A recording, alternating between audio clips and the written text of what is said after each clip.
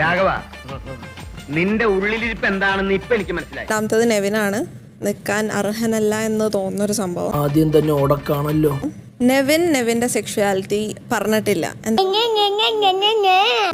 പക്ഷേ നെവിന്റെ അടുത്ത് നിന്ന് കുറച്ച് ബാഡ് എക്സ്പീരിയൻസസ് ഉണ്ടായിട്ടുണ്ട്. പിന്നെ സെക്കൻഡ് നവീൻ. എന്നോട് മോശമായിട്ട് നവീൻ പല പ്രാവശ്യം ബിഹേവ് ചെയ്തിട്ടുണ്ട്. എനിക്ക് സന്തോഷമേ ഉള്ളൂ. ഇനിയും കിട്ടാൻ വേണ്ടി ഞാൻ പ്രാർത്ഥിക്കാം. ഒരുപാട് തവണ ഡബിൾ മീനിങ്ങോടുകൂടി എന്നോട് സംസാരിച്ചിട്ടുണ്ട്. ഇത് വെറും തുടക്കമാണ്, ബാക്കി നീ അറിയാൻ പോകുന്നതേ. എന്റെ ബോഡിയിൽ എനിക്ക് ഇഷ്ടമല്ലാതെ തുടരുതെന്ന് ഞാൻ പല പ്രാവശ്യം പറഞ്ഞിട്ടുണ്ട്. പക്ഷെ അതൊന്നും കേൾക്കാതെ അവൻ വീണ്ടും വീണ്ടും വീണ്ടും അത് ആവർത്തിച്ചുകൊണ്ടിരിക്കുകയായിരുന്നു.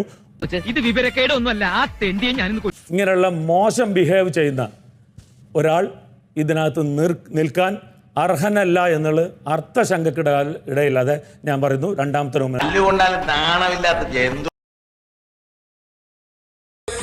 വേറെ ഒരു വഴിയില്ല ഗായ്സ്, പെട്ടിരിക്കുകയാണ് നമ്മൾ ശരിക്കും.